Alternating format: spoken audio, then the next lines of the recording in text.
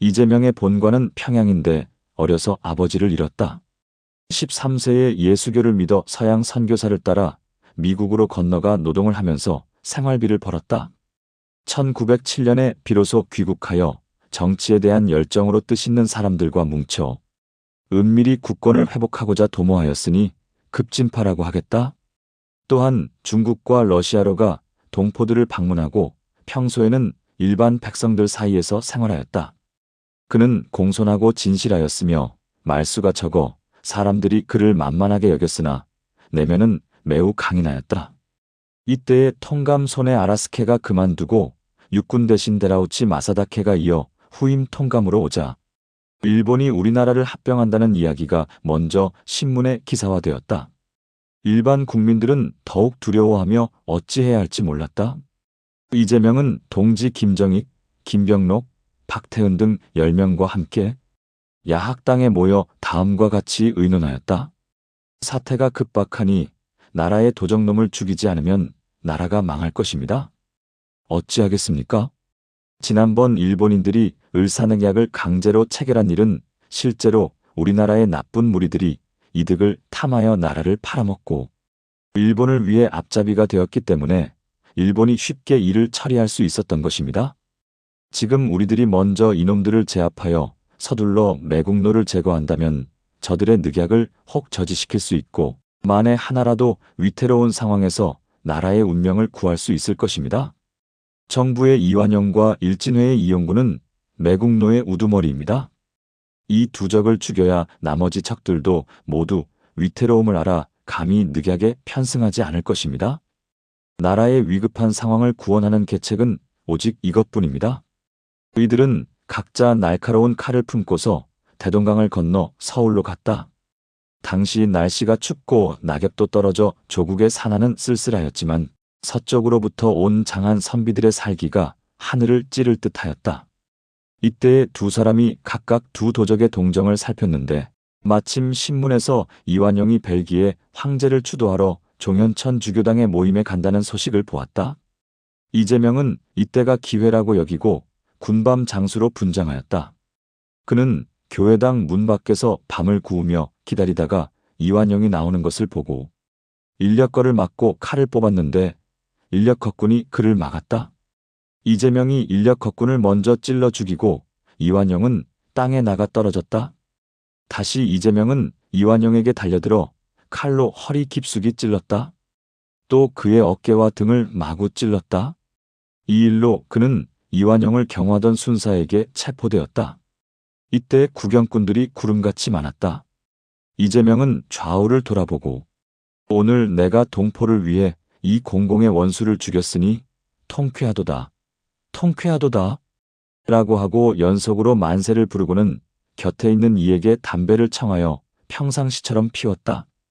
이에 이재명을 묶어 끌고 이완용의 관저에 도착하였다. 농상공 부대신 조중웅이 이완용을 위문하고 이재명에게 와서 말하기를 내가 과연 흉악한 행동을 한 자인가? 라고 하자 이재명이 눈을 부릅뜨고 크게 꾸짖으며 도적의 무리인 내가 어찌 감히 내게 너라고 하느냐? 라고 하였다.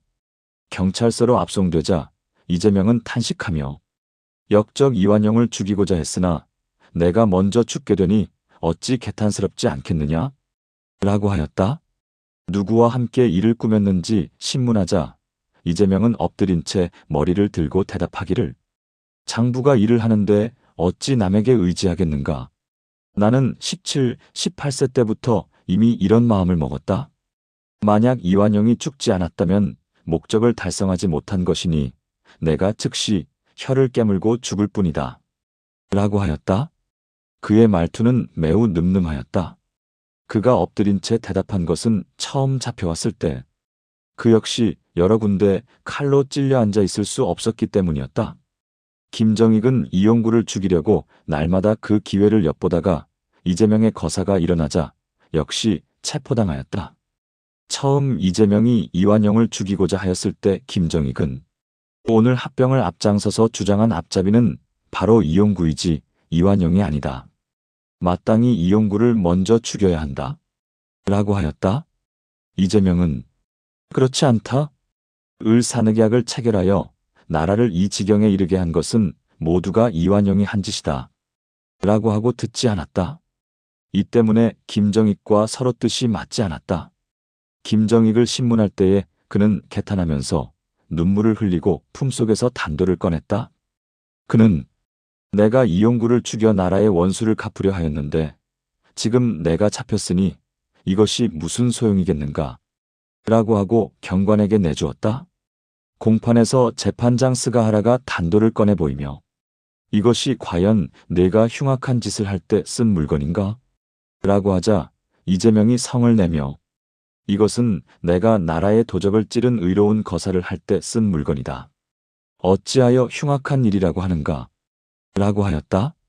또 재판장이 작은 칼을 꺼내 보이자 김정익은 이것은 내가 이용구를 죽이려고 한 물건이다. 라고 하였다. 그는 강개하고 격앙된 모습이었고 말투는 비장하였다. 옆에 있던 이재명이 빙그레 웃었다. 이완용은 병원에 입원하여 몇 개월 치료를 받은 뒤에 살아났다. 이재명은 살인 죄명으로 교수형에 처해졌고 김정익은 징역 15년형에 처해졌다. 변호사 안병찬은 다음과 같이 말하였다. 피고 이재명은 곧 나라를 걱정하는 한 명의 우국지사일 뿐이다.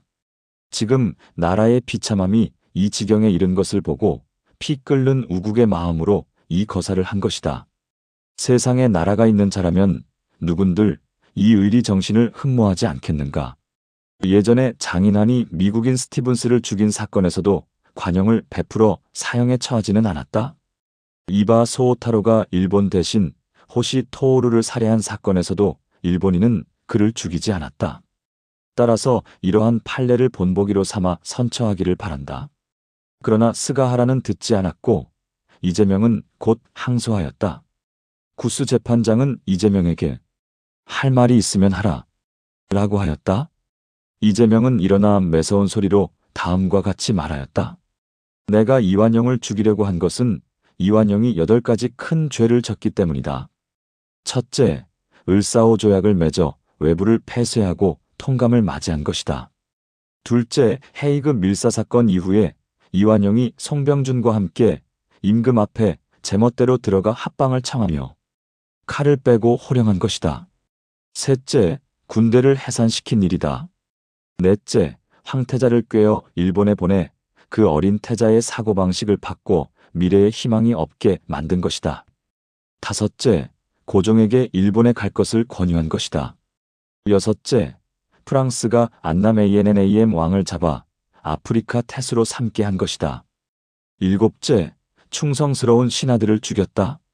여덟째, 합방하는 데에 앞장서 거리낌이 없었다. 이 도적을 죽이지 않으면 반드시 우리나라가 망할 것이고 우리 민족이 죽을 것이다. 때문에 내가 분통하여 이 도적을 제거하고자 하였다. 내가 지금 교수형에 처해졌지만 내가 죽어도 마땅히 수십만 명의 이재명으로 다시 태어나 장차 일본에 큰 재앙을 끼칠 것이다. 재판이 끝날 때에 그는 안남과 애급 두 나라를 예로 들면서 큰 소리로 외치고 발을 구르며 법정에서 나왔다. 또 법관을 크게 꾸짖으며 당신의 법은 공평하지 않다. 비록 내 생명을 빼앗아도 나의 충의로운 혼백은 빼앗지 못할 것이다. 라고 하였다. 그의 아내 오인성 역시 크게 부르짖으며 국적 이완용이 우리의 가장을 어찌 사형에 처하게 하는가? 라고 하고 하늘을 쳐다보며 크게 통곡하였는데 얼굴에 피눈물이 가득하였다. 김정익은 본래 집이 가난하여 남의 집에서 일을 하며 살았다. 일을 마친 후에는 노동자들의 야학당에서 수업을 하며 좋은 말과 선행을 늘 실천하였다. 이재명과 함께 나라를 위해 죽기로 맹세하였다. 이 두 사람은 벼슬이 없었지만 도적을 죽이는 데 의기를 떨쳐 망해가는 나라의 운명을 구하고자 했다. 자신을 희생하는 것을 마치 좋은 곳으로 가는 것처럼 여겼으니 우뚝한 그들의 충렬은 세계를 놀라게 했다. 더욱 기특하고 장하지 아니한가. 김정익은 22세였고 이재명은 그보다 한 살이 적었다. 외모가 씩씩하고 잘생겼으며 눈빛이 또렷하였다. 살피건대 평양은 단군과 기자의 옛 도읍이다. 단군과 기자 이후 또 몇 천년 동안 큰 도시가 되었으니 이 땅이 신령해서가 아니겠는가. 이뿐만이 아니다. 옛날에 의로운 쥐가 있었고 지금엔 의로운 선비가 있으니 사람과 동물이 비록 다르지만 그 빛나고 홀로 특별한 의리는 참으로 고금에 드문 일이다. 그렇다면 평양은 단군과 기자 이래로 수천 년 동안 사람들이 오가고 모여 사는 큰 도시가 되어 많은 사람들이 살았지만 이 땅에 가득한 신령스러운 기운을 다 쓰지 못하여 이러한 의로운 쥐와 의로운 선비가 나온 것이 아니겠는가. 의서와 의사 두 가지가 다른 곳에서 나지 않고 똑같이 평양에서 난 것은 매우 특이하다. 그러나 의서는 나라가 다시 일어나는 때를 만나 사당을 세워 보답해 주었고 의사는 나라가 망한 때를 만나 보답이 없었으니 안타까운 일이다. 또한 나라를 위해 도적을 제거하려 했으나 성공하지 못하고 한갓 자신을 희생하게 되었으니 더욱 슬픈 일이다. 그렇지만 의사의 한 칼이 여러 도적의 뼈속까지 오싹하게 하였으니 성패를 어찌 논하겠는가.